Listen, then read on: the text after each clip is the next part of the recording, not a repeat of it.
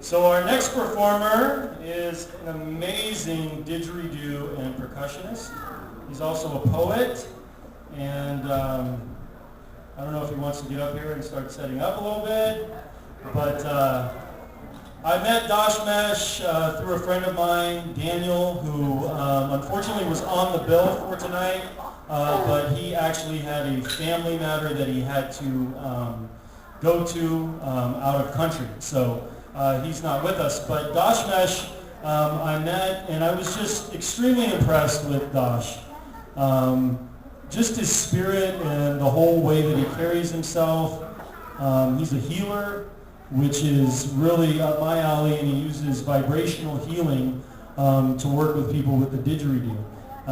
In fact, he's got CDs and cards. If you'd like to talk to him after the show, I would recommend one of his brain massages. They're amazing, but we've performed together at the Phoenix Zoo a couple times and numerous different festivals around town. And he has, of course, his solo projects that he's on.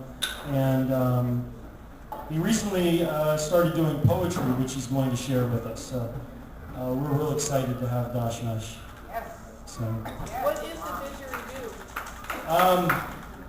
didgeridoo? Didgeridoo. You want to talk about it? Okay. Well, the didgeridoo is kind of an interesting story about the didgeridoo. And maybe Dashmesh can kind of narrate with me if he can get his didgeridoo out right now. But there was once an Aboriginal man, and he was on walkabout, okay? And he was looking, this was actually in a time before there was ever stars in the sky. So it was a very black night. It was really dark. And he was trying to put firewood on the fire to keep light. Because he was on walkabout. He was out there looking for his soul, if you will, or his person, his persona. And he was putting firewood on the fire, and there was a lot of heavy logs. He was kind of struggling a little bit to put them on there, but he came to one log. You don't know the story? Yeah. And maybe termites came out and made the stars in the sky. Exactly. So maybe we could blow on it. No? Okay. Well, we just threw that out there because it was audience participation. But anyway, the Aboriginal man held up the didgeridoo to the sky. He blew through it. And when he did, all the termites that were inside of it flew out into the barren night sky and made the Big Dipper.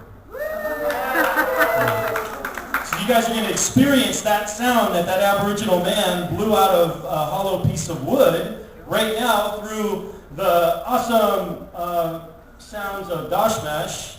But it's kind of a crazy story to think about termites creating the stars in the sky. But we were talking about this earlier last week, and it really fits with a tradition that's more close to us, which is called the Bible.